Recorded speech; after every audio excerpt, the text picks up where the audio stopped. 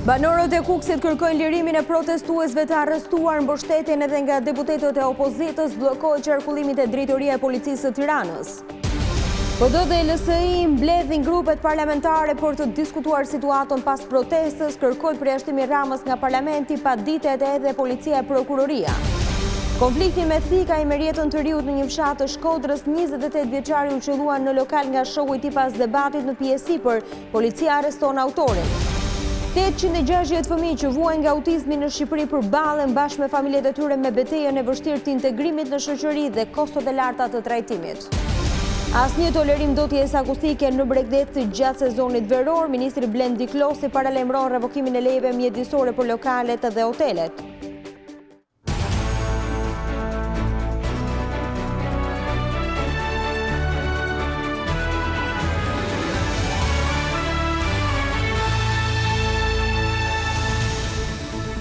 Mbrëma zonja dhe zotrin do t'jemi së bashku në edicionin qendror të lajmeve këtu në ekranin e Vizion Plus.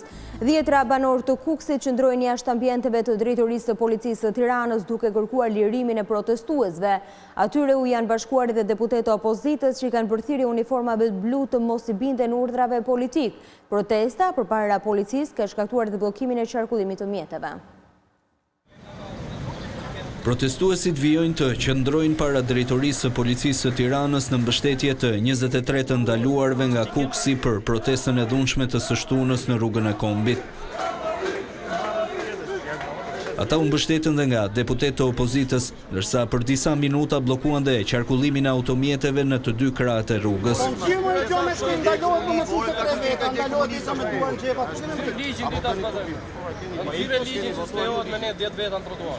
Kërkesa e tyre e vetme është ajo e lirimit të afërmve të tyre, të cilët pa të drejtë u morën nga shtëpitë në Kukës dhe u sollën në Tiranë. Të lirohen urgjencisht. Janë pafajshëm. Kanë kërkuar mënyrën e jetesës më të vogël. Nuk kanë bërë asnjë krim. Me personat që janë ndaluar është mirë një orë përpara me liru, se për atë kemi dalë tu.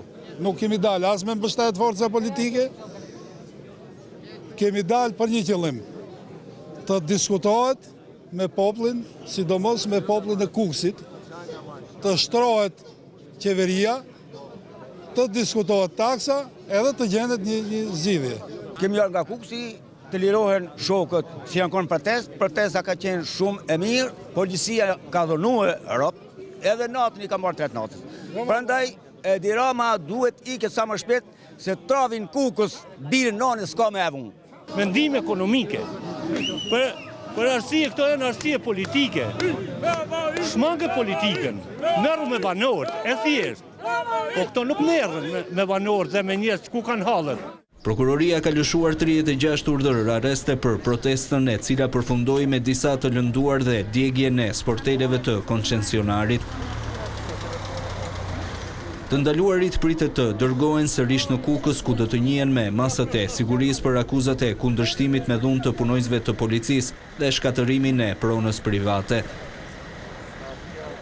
Duke marrë shkas nga protesta në rrugën e Kombit, lideri i opozitës paralajmëroi kundërshtarin e tij politik. Lulzim Basha tha se ajo që nisi në Kukës nuk do të ndalet deri në rrëzimin e tiranisë së krimit.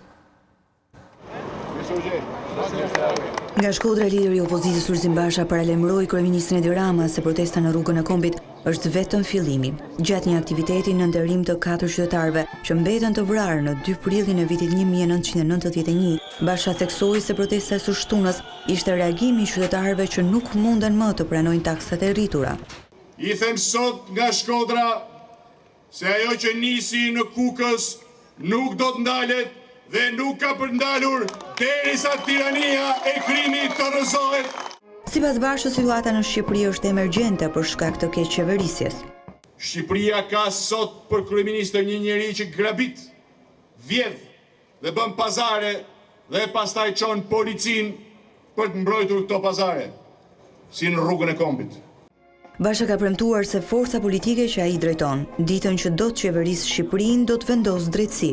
Zotohem dhe i ftoj të zotohemi gjithë bashku këta të ardë lirisë sot, se gjithë çfarë kemi denoncuar si opozit, as nuk do t'i falim, as nuk do t'i harrojmë kur të vi ora e përgjegjësisë pushtetit Nuk do të falim askënd që ka bashkëpunuar me krimin, askënd që ka vjedhur dhe grabitur shqiptarët, nuk do të ketë pushtetar. Nga kryeministri deri te punonësit më të thjeshtë administratës që nuk do t'jap llogari për vjedhjet, grabitjet, dhunimet që janë bërë vendit kushtetues dhe ligjit. Të djatët në Këshillin Bashkiak të Kukësit kanë paditur prokurorin dhe policin për shkelje të ligjit me arrestimin e 23 protestuesve. Në padit thuhet se të gjitha veprimet janë bërë për të trembur banorët me qëllim që ata të ndërhiqen nga drejta e tyre shprehjes dhe tubimit. Këshilltarët e Kukësit padisin prokurorin dhe policin për arrestimin e 23 personave duke pretenduar se të gjitha veprimet janë bërë në shkelje të ligjit. Padia është regjistruar në prokurorinë e Tropojës si organi i hetimit më i afërt me atë të Kukësit. Akuzat e ngritura janë heqja e paligjshme e lirisë, shpërdorimi i detyrës, kryerja e veprimeve arbitrare apo mosmarrja e masave për të ndërprerë gjendjen e paligjshme. Këshilltarët e djathtë thonë se gjatë ndërhyrjes së policisë është ushtruar dhunë. Urdhrat e ndalimit janë ekzekutuar duke hyrë dhunshëm dhe duke ndaluar qytetarët në harkun kohor nga ora 2 deri në 3:30 e mëngjesit. Hyrja në banesë në mes të natës në një kohë ku të gjithë familjarët e personave të ndaluar dhe vetë ata janë në gjumë, si dhe në kushtet kur këta persona nuk paraqesin asnjë rrezikshmëri shoqërore. E pranimi i kësaj forme të kundralishme nga ana e prokurorëve përbën shpërdorim detyre për prokurorët dhe punonjësit e policisë së shtetit. Paditësit ngren dyshime për përdorimin politikisht të organit akuzës duke theksuar se nuk besojnë në një hetim të pavarur.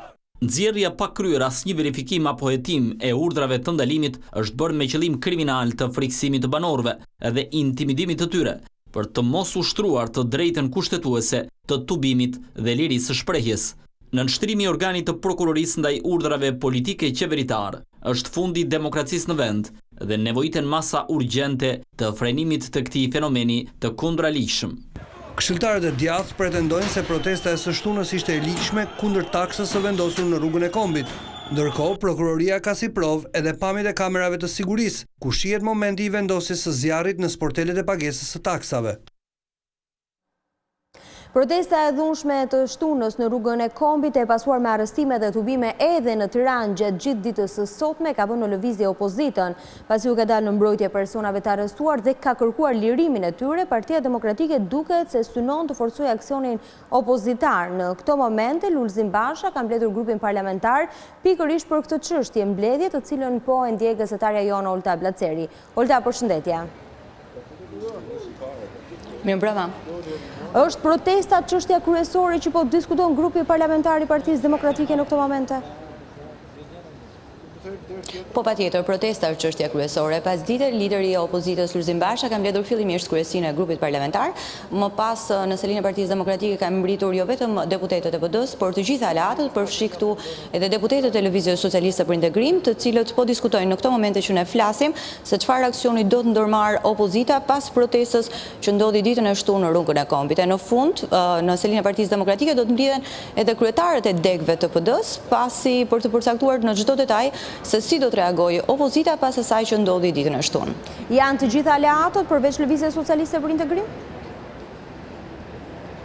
Janë të gjitha aleatët edhe Lëvizja Socialiste për Integrim, pasi aksioni opozitar do të jetë i përbashkët. Ka një datë apo është duke u diskutuar rreth një date? Do të jetë një protestë vetme apo do të ketë një seri protestash? Aksioni opozitar në fakt do shtrihet në dy linja. E para protesta, dhe do të kemi shumë, dhe do të kemi çdo ditë, dhe do të kemi në çdo qytet të Shqipërisë. E dyta është mosbindja civile. Burime pranë mbledhjes së grupit parlamentar të Partisë Demokratike bëjnë me dije se Partia Demokratike do ta shtrijë aksionin në këto dy linja. Kur flasim për mosbindje civile, Partia Demokratike do t'i bëjë thirrje qytetarëve që të refuzojnë të paguajnë taksën për të kaluar në rrugën e Kombit, të refuzojnë të paguajnë taksën e pronës që ka hyrë në fuqi datë 1 prill, të paguajnë çmimet e rritura të karburantit, çmimet e rritura të ujit e të energjisë elektrike, të bllokojnë rrugët dhe të reagojnë në çdo lloj mënyre kundër asaj që Partia Demokratike dhe opozita e cilëson një tentativë të qeverisë për të varfëruar shqiptarët me qëllim për t'u pasuruar vetë. Ndërsa protesta do të jenë të përditshme, ende nuk kemi një datë, nëse do të kemi edhe një të madhe, pritet të shohim se çfarë do të vendoset në fund të mbledhjes së grupit parlamentar, por të paktën deri në këto momente flasim që aksioni opozitar do të ketë protesta çdo ditë të mosbindje civile. Olta, ka pasur ndonjë përfaqësues të opozitës që ka folur përpara se të futeshin në mbledhje? Jo, ende. Zakonisht ne përshëndrohemi në fund. Në fakt, interesi i medias është për të kuptuar në fund se çfarë do të ndodhi. Por para se të deputetët e LSI-s të vinin në selinë e Partisë Demokratike për të bërë mbledhjen e përbashkët, ata kanë zhvilluar një mbledhje në selinë e LSI-s dhe të paktën kryetaria e LSI-s, Monika Kryemadi, ka anoncuar se përveç aksionit me protesta mosbindje civile, do të ketë edhe veprime në parlament, siç ishte ajo që kërkesa për të përjashtuar kryeministrin Edi Rama nga seancat plenare. Por unë do t'ju ftoja të ndiqnim se çfarë ka thënë Monika Kryemadi vetëm pak orë më parë në përfundim të mbledhjes së grupit parlamentar të LSI-s. Fjala e tij përpara shqiptarëve ishte një fyerje që u bëhet jo vetëm banorëve të varfër të Kukësit dhe zonave përreth, por është dhe një shprehje e qartë e antikombëtarizmit të tij që i trajton kosovarët si klient të pazareve të oligarkëve të tij. Zotëria ta harroj se mund të tallet pafund me shqiptarët. Ne sot jo vetëm distancohemi, por dhe dënojmë me forcë deklaratën e tij, fjalorin e tij vulgar për një rrugaçi ndaj shqiptarëve dhe provokimin e hapur dhe përçmimin që bëri ndaj vëllezërve tanë kosovar. Në zbatim të rregullores së kuvendit, ne do të kërkojmë përjashtimin e kryeministrit nga parlamenti për këto shfaqje të shumtuara dhe të paprecedent për një kryetar qeverie. Qëndrimi ynë ndaj parlamentit do të jetë një vendimarrje politike në funksion të mënyrës së sjelljes të këtij kryeministri ndaj kërkesave të qytetarëve të Kukësit dhe zonave përreth, të cilët kërkojnë të drejtën e tyre. Gazetarja jon Olta Blaceri po ndjek ndërkohë zhvillimet në Partinë Demokratike, ndërkohë nëse gjatë edicioni informativ do të ketë një dalje të përfaqësuesve të opozitës pas mbledhjes që po zhvillohet atje dhe do të kenë caktuar një datë, ne do të lidhemi sërish me të për të mësuar më tepër informacione, në të kundërt ju do të keni mundësi të informoheni në edicionet e tjera informative këtu në ekranin e Vizion Plus. Por për këtë çështje kanë reaguar edhe sipërmarrësit, të cilët kanë dënuar një zëri dhunën në rrugën e Kombit dhe djegjen e sporteleve të pagesës të vendosur nga koncesionari. Ata bëjnë thirrje që dëshmangen ngjarje të tilla të cilat dëmtojnë pronën, ndërsa kërkuan që palët të ulen në bisedime për të rishikuar tarifat për kalimin e mjeteve. Komuniteti biznesit ka dënuar shkatrimin e sporteleve të pagesave në rrugën e Kombit. Një grup biznesmenësh janë shprehur se janë kundër këtyre veprimeve që cënojnë investimet private. Dënojmë rënd çdo akt vandal dhe të jashtëligjshëm ndaj sipërmarrjes private shqiptare, e cila në rastin konkret ka pësuar dhe dëme për disa miliona eurosh.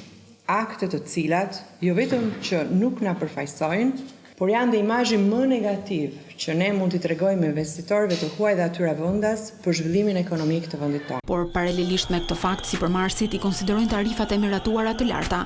Ata kërkojnë që drejtues të kompanisë koncesionare të ulen në bisedime me tregtarët që kanë frekuentim të shpeshtë të rrugës me qëllim nisjen e negociatave.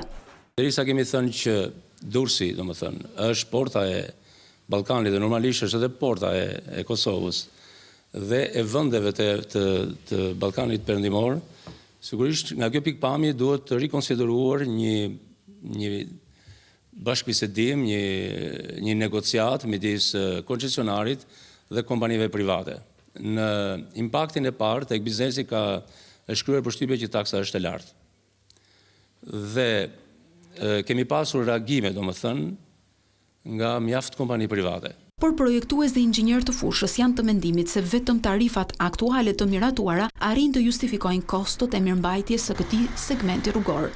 Konsulenti certifikuar ndërkombëtar që ka bërë studimin ka arritur në optimumin e mundshëm.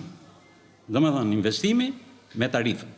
Unë mendoj dhe nga ajo që e njoh projektin, që spacio për të negociuar këtë tarif janë pothuajse zero. Është e treta herë që bëhet ky koncesion dhe fatmirësisht domethënë u arrit në një solucion.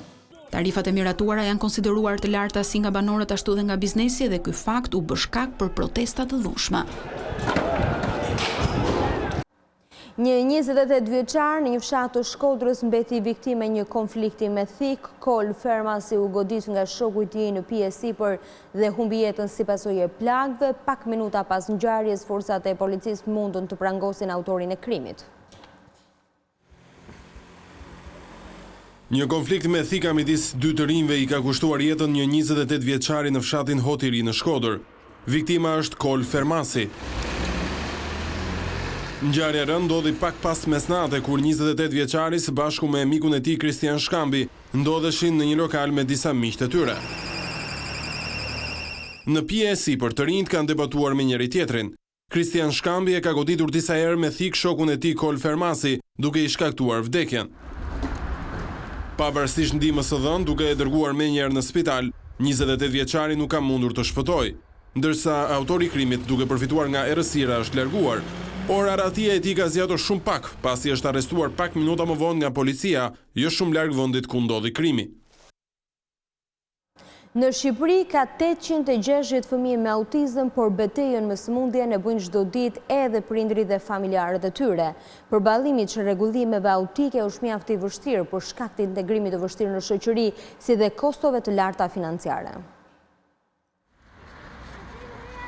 Autizmi sot është bërë më i shpesh se diabeti, kanceri dhe i vajci të marra së bashku. 1 në 68 fëmijë diagnostikohet me çrregullime të spektrit autik, dëmtime të komunikimit, integrimit social dhe sjelljeve. Por vetëm një familje që ka fëmijë me autizëm e di se ç'do thotë ky çrregullim. Kjo nënë e re nga Kosova ka lënë jetën në Prishtinë, bashkëshortin, punën dhe shtëpinë, vetëm për të ndjekur terapitë e djalit në Tiranë. Për asnjë moment nuk mund t'i largojë syt nga i biri, është hiperaktiv dhe me dëmtime në të folur. Jam një nënë që e kam pranuar shumë lehtë dhe jo them shumë sinqerisht që këta fëmijë japin një dashuri të papam. Janë shumë sfidues dhe të them shumë sinqerisht dhe për gjitha nëna tjera, këta fëmijë t'i thejnë kufit, si të sfidës, si të dashurisë. Njoh shumë prind të cilët janë të vetëdijshëm për sfidën që kanë me fëmijët, por nuk kanë mundësi financiare që t'i trajtojnë. Shpenzimet e terapive për drinin 7 vjeçar shkojnë 2600 euro në muaj. Qëndresa thotë se nuk është dorëzuar përballë këtij çrregullimi, por ajo çka e lëndon është reagimi i shoqërisë ndaj këtyre fëmijëve. Janë shumë paragjykues dhe nuk e kanë në konsiderat as pak problemet e tilla. Në rast se i shohin si problem, i shohin si pengesë? I shohin si problem, si pengesë për fëmijët e tjerë. Por për manjolën nga Tirana, autizmi djalit ka tjetër spektër dhe jeta e tyre të tjera probleme. Antonio është 13 vjeç, por ka zhvillimin e një 4 vjeçari. Nuk flet dhe mërzitet shpesh. Betejë e përmuajshme e familjes është sigurimi të ardhurave për terapitë e djalit, por dhe jetesën e fëmijëve të tjerë.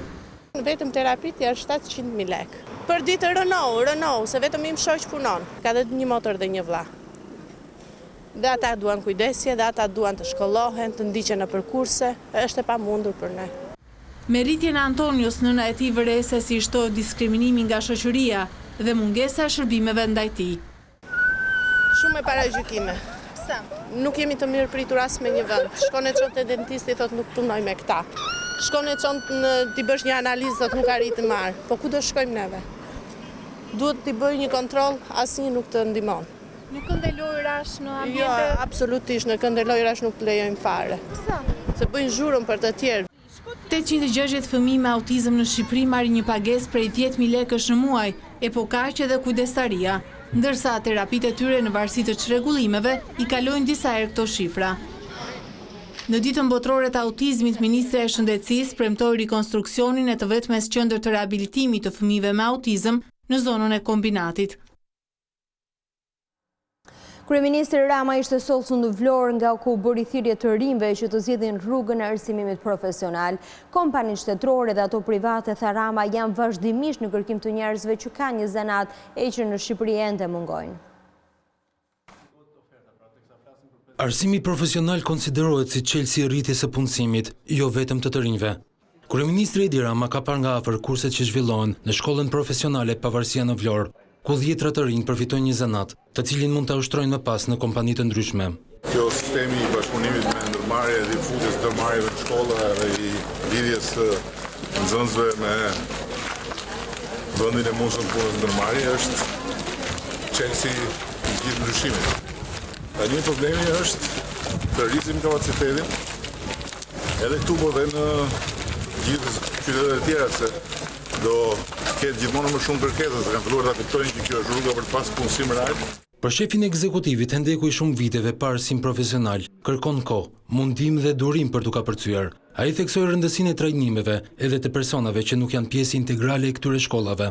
Kemi mundësi të rrisim kapacitetin për trajnime dhe atyre që janë në mosha jashtëshkollore, edhe që faktikisht shumë herë s'din të bëjnë gjë, pavarësisht se kanë dëshirë për punë, edhe refuzohen nga ndërmarrjet. Shumë studentë të shkollës Pavarësia, pasi kanë përfunduar studimet dhe janë pajisur me certifikata, janë punësuar pranë operatorit të shpërndarjes së energjisë elektrike, ndërkohë që ka pasur kontakte për punësim edhe pranë zyrave të ujësjellësit apo kompanive private. Hotelet, baret dhe restorantet në Bregdet rrezikojnë lejet nëse nuk japin fund ndotjes akustike gjatë sezonit veror. Ky është paralajmërimi i ministrit të mjedisit Blendi Klosi, i cili kërkoi edhe krijimin e hapësirave të veçanta për ushtrimin e sporteve të ujit. Ndotja akustike në plazhe nuk do të lejohet në sezonin e ri turistik. Gjatë një takimi me drejtuesit e bashkive në qarkun e Vlorës, ministri Blendi Klosi paralajmëroi se do të revokohen lejet mjedisore për ato hotele, bare apo restorante që do të shkaktojnë ndotje akustike. Në bazë të planeve që do të përcaktojnë vetë bashkit, Ministria e Mjedisit do të revokojë lejet mjedisore për zhvillimin e aktivitetit në rast se zhurmat janë jashtë parametrave të lejuar. Do të revokojë lejen e ushtrimit të aktivitetit nga pikpamja mjedisore, atë që kemi në target të fushës tonë, për vendet që bashkia nuk lejon të zhvillohet aktivitet me një volum më të lartë artistik. Ne presim që të kemi një turizëm cilësor. Turizmi cilësor nuk mund të jetë turizmi me zhurmë. Ministri i Turizmit e Mjedisit Blendi Klosi deklaroi se pushteti vendor ka për detyrë të përcaktojë një hartë të zonave ku mund të ushtrohen sportet e ujit me qëllim shmangjen e aksidenteve. Duke qëndruar në sigurinë e plazheve, Klosi theksoi se bashkitë duhet të kërkojnë bizneseve që të kenë të paktën një person për të dhënë ndihmën e parë. Operatorët turistik që punojnë në plazhin e Spilles të mbështeturit nga banorët e zonës kërkuan që qeveria të tërhiqet nga vendimi për shëmbjen e objekteve të ngritura përgjatë vijës bregdetare. Ata shprehen se janë lajmëruar për prishje ndonse kanë rinovuar kontratat. Aksioni pritet të rrafshojë lokale, bare dhe restorante që u ndërtuan 2 vite më parë me pëlqimin e Ministrisë së Turizmit. Bëhet fjalë për rreth 40 objekte me strukturë druri të çmontueshme, sikurse parashikon edhe ligji në zonat bregdetare. Operatorët shprehen se ky vendim është absurd pasi gjithçka po ndodh në prag të sezonit turistik veror dhe ata janë bërë gati për pritjen e pushuesve. Me shëmbjen e objekteve, operatorët e banorët e zonës thonë se do të prishet edhe zinxhiri punësimit. Sipas tyre, në këto 40 subjekte janë të punësuar qindra persona. Rreth 6.000 tituj pronësie në fshat nuk janë regjistruar ende në hipoteka. Drejtues të Ministrisë së Bujqësisë u kërkojnë fermerëve që të bëjnë sa më parë aplikimet, pasi afati është deri në fund të këtij viti. Ndonse qeveria ka bllokuar regjistrimin e pronave në Bregdet, Ministria e Bujqësisë i bën apel fermerëve që të vijojnë me procedurat për të pajisur me titujt e pronësisë për tokat bujqësore.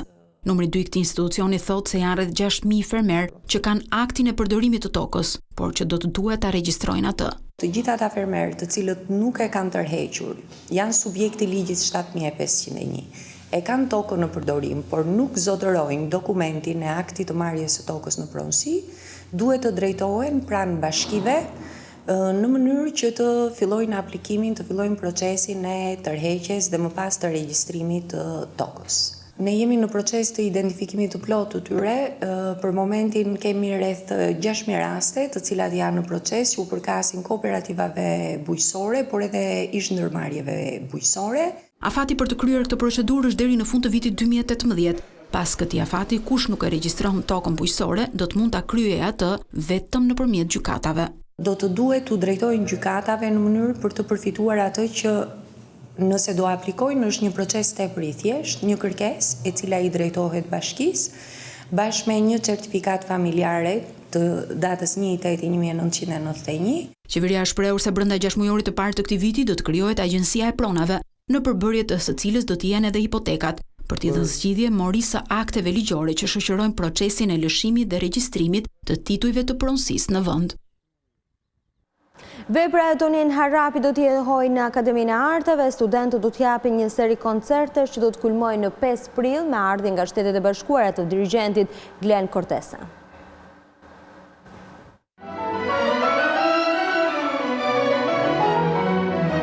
Një cikël koncertesh nisi në Akademinë e Arteve. Kryefjala është Vepra e Tonin Harapit. Këto tinguj do të vinë në interpretimin e studentëve më të mirë të Universitetit të Arteve, por si gjithnjë nën kujdesin dhe dirigjimin e pedagogëve të Fakultetit të Muzikës. Koncerti i parë nis me kuartetin e harqeve dhe rapsodinë e parë për piano nga Tonin Harapi. Mbrëmjen e kësaj të hënë në sallën e koncerteve për të vijuar më pas me korin dhe zërat më të mirë të këtij fakulteti. Janë disa koncerte, disa net me koncerte të natyrave të ndryshme. Unë kam fatin e madh dhe jam shumë e nderuar që do të drejtoj muzikën vokale të kompozitorit Tonin Harapi. Do të interpretohen 3 romanca, të cilat do të interpretohen nga studentja Arilda Hoxha dhe një vepër të madhe vokale të profesorit Tonin Harapi, siç është Requiemi, një vepër e plot me 24 numra, e cila do të interpretohet nga Maria Prifti, soprano, Laura Hoxha, mezzo soprano, Gerald Muria, tenor dhe Patrik Vjollca, bas. Për studentët, edhe pse nuk është koncerti i parë që japin në këtë sallë, përgjegjësia është e madhe. Kam shumë vite që studioj piano, por që emocionet të skenës nuk ikin kur. Jam nga Shkodra për vete dhe po luaj pjesën e Tonin Harapit, rapsodin për piano dhe orkestër. Edhe është një nder për mua që po e luaj për herën e dytë në Tiranë, është kjo vepër e luajtur. Herën e parë është e luajtur nga profesoresha ime Zushanita Tartari. Dhe mendoj që më kanë privilegjuar shumë. Ne kemi punuar shumë për këtë vepër në drejtimin e mjeshtres së madhe dirigjentes dhe zyshës tonë Suzana Turku. Edhe jam e sigurt që do jetë një koncert shumë i bukur, prandaj u ftoj të gjithëve nesër në sallën Akademisë të Arteve në orën 7. Koncertet në nderim të kompozitorit Tonin Harapi nisin mbrëmjen e së hënës në Akademinë e Arteve për të përmbyllur më 5 prill me dirigjentin Glenn Cortese që mbërrin në Tiranë nga Shtetet e Bashkuara të Amerikës. Banorët e Kukësit kërkojnë lirimin e protestuesve të arrestuar, mbështetjen edhe nga deputetët e opozitës bllokohet qarkullimit e drejtoria e policisë së Tiranës. PD dhe LSI mbledhin grupet parlamentare për të diskutuar situatën pas protestës, kërkohet përjashtimi Ramës nga parlamenti, paditet edhe policia e prokuroria. Konflikti me thika e merjetën të riut në një fshat të Shkodrës, 28 vjeçari u qellua në lokal nga shoku i tij pas debatit në pjesi, për policia arreston autorin. 860 fëmijë që vuajnë nga autizmi në Shqipëri përballen bashkë me familjet e tyre me betejën e vështirë të integrimit në shoqëri dhe kostot e larta të trajtimit. Asnjë tolerim ndotjes akustike në Bregdet gjatë sezonit veror, ministri Blendi Klosi paralajmëron revokimin e lejeve mjedisore për lokalet dhe hotelet. Zonja dhe zotrin, kjo ishte gjithçka e përgatitur për edicionin qendror të lajmeve. Për më shumë informacione dhe në çdo kohë mund të klikoni në adresën tonë të internetit si dhe në faqen tonë në Facebook. Bashkë ndajemi këtu, mirupafshim.